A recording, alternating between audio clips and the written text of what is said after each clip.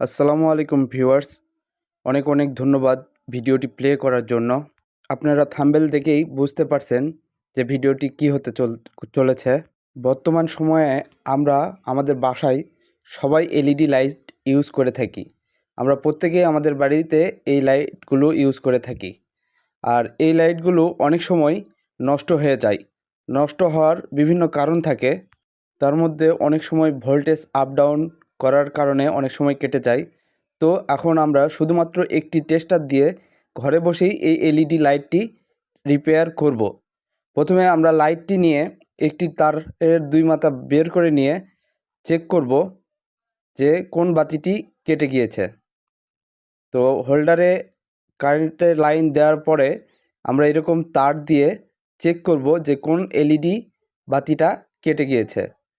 যেই বাতিটি কাটবে ওই বাতিটিতে তার দেওয়ার সাথে সাথে আলো জ্বলবে। যেমন এই বাতিটি কেটে গেছে, এখানে তার লাগানোর সাথে সাথে বাতিটি জ্বলে উঠতেছে। আমি আবারও দেখাচ্ছি, এই মাত্র জ্বলে উঠল।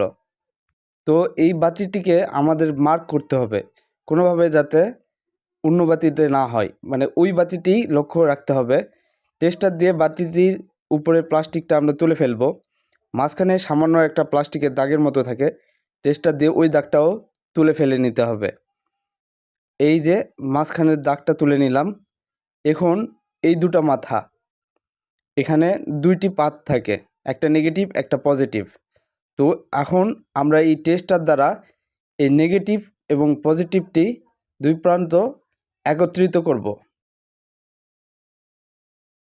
তো টেস্টার দিয়ে চাপ দিয়ে আমরা দুইটি নেগেটিভ এবং পজিটিভ প্রান্তকে একত্রিত করব। মানে একটু শক্তি দিয়ে একত্রিত করতে হবে যাতে লাইটটা ভাঙে না যায়, সেই দিকটাও লক্ষ্য রাখতে হবে। এই তো একটু কানেকশন হয়েছে, বাট পুরোপুরি কানেকশন হয়নি। এই জন্য আবারও আমরা এটাকে ঘুরে দুই পার্টকে সংযোগ করার চেষ্টা করব। তো মনে রাখতে হবে সংযোগটা যাতে পুরোপুরি ভালোভাবে হয়। অল্প শর্ট থাকলে আবারও বাতিটি কেটে যাওয়ার সম্ভাবনা থাকবে। এই জন্য যখন আমরা এই নেগেটিভ পজিটিভ একত্রিত করব, তখন এটাকে ভালোভাবে একত্রিত করতে হবে যাতে কোনো প্রকার শর্ট সার্কিট না থেকে থাকে। তো এবার আমাদের এটি পুরোপুরি হয়ে গেছে।